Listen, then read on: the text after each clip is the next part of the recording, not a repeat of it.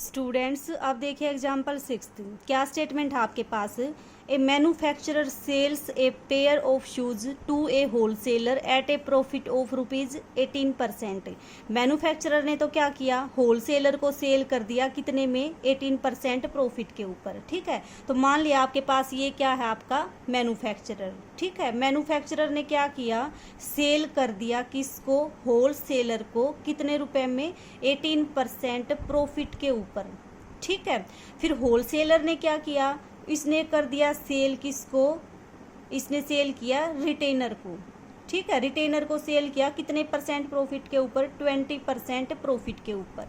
फिर रिटेनर ने क्या किया, इसको कस्टमर को सेल कर दिया कितने रुपए में, 885 रुपए में, और उसको प्रॉफिट कितना हुआ, 25% का। तो आपको क्या बताना है, जो मैन्युफैक्चरर था उसके लिए कॉस्ट प्राइस कितना था।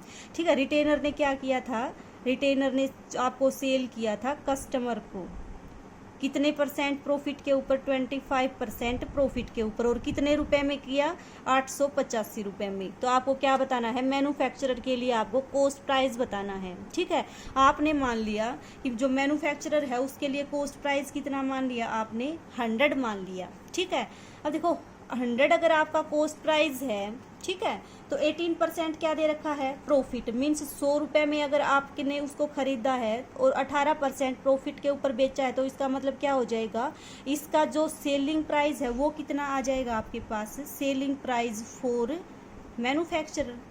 ठीक है, मैन्युफैक्चरर के लिए जो सेलिंग प्राइस आएगा कितने का आएगा, देखो 100 रुपए का खरीदा, 18 रुपए प्रॉफिट की, तो सेलिंग प्राइस कितना हो जाएगा, 118 हो जाएगा। ठीक है, ये जो एसपी है जितने में आपका मैन्युफैक्चरर बेचेगा वो होलसेलर के लिए क्या बन जाएगा, सीपी बन जाएगा। तो इसका मतलब सीपी जो है, सीपी फॉर होलसेलर कितना आ जाएगा आपके पास, 118। वही जितने में आपका मैन्युफैक्चरर होलसेलर को बेचेगा वही तो उसका क्या आएगा, सीपी आएगा।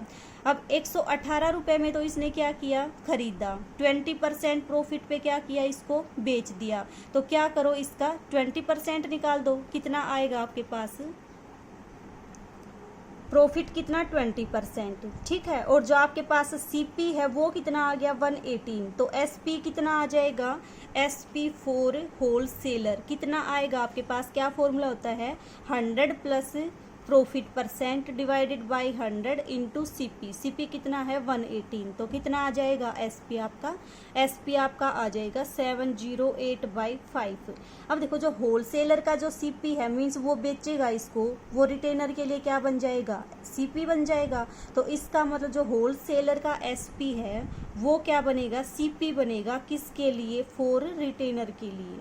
ठीक है, तो रिटेनर का जो सीपी है वो कितना आ जाएगा, 708/5। ठीक है, अब देखो ये आपका सीपी, प्रॉफिट कितना दे रखा है, 25%। अब सीपी भी गिवन, प्रॉफिट भी गिवन, एसपी निकाल दोगे तो क्या आ जाएगा, SP for retailer is equal to 100 plus 25/100 into जो भी आपका सीपी दे रखा है वो। ठीक है, इसको जब आप सोल्व करोगे तो आपके पास आएगा 177 रुपीज़। ठीक है, तो इसका मतलब क्या हुआ, जो रिटेनर था उसका सेलिंग प्राइस कितना आ गया आपके पास, 177 रुपीज़ आ गया। ठीक है, तो आपके पास देखो कितना आया, 177 रुपीज़ रिटेनर के लिए सेलिंग प्राइस आया। तो ये कस्टमर के लिए क्या आएगा आपके पास, कॉस्ट प्राइस आएगा। इसका मतलब क्या आएगा आपके पास, cost price of customer. Customer का जो कॉस्ट प्राइस है वो कितना आ जाएगा, 177। ठीक है, तो अब देखो आपको क्या फाइंड आउट करना है, आपको फाइंड आउट करना है,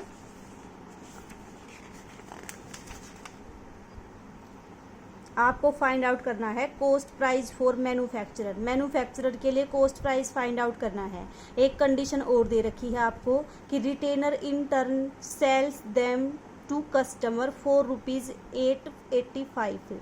इसका मतलब क्या हुआ कि रिटेनर ने कस्टमर को ये जो आपके पास पेयर ऑफ शूज़ था ये 885 रुपये में क्या कर दिया, बेच दिया।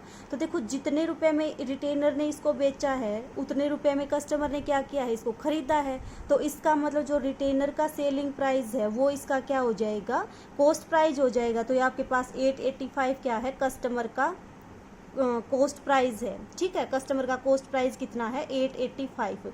तो आपको कॉस्ट प्राइस फाइंड आउट करना है मैन्युफैक्चरर का। तो देखो अब आपके पास क्या केस आया कि अगर कस्टमर का जो आपके पास कॉस्ट प्राइस है वो 177 है, तो मैन्युफैक्चरर का जो कॉस्ट प्राइस है वो कितना लेके चले हो आप, 100 लेके चले हो।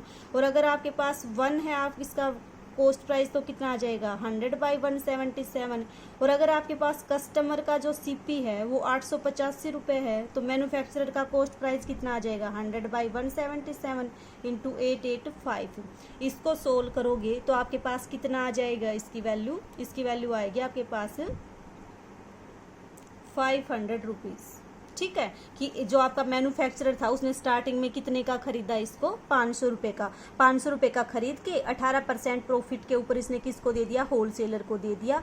होलसेलर ने क्या किया, 20% का प्रॉफिट कमाया और रिटेनर को दे दिया। रिटेनर ने क्या किया, 25% प्रॉफिट कमाया और किसको दे दिया, कस्टमर को खरीद दे दिया। और कस्टमर को कितने रुपए में दिया, 885 रुपये में। मीन्स कस्टमर ने कितने में खरीदा इसको, 885 रुपये में।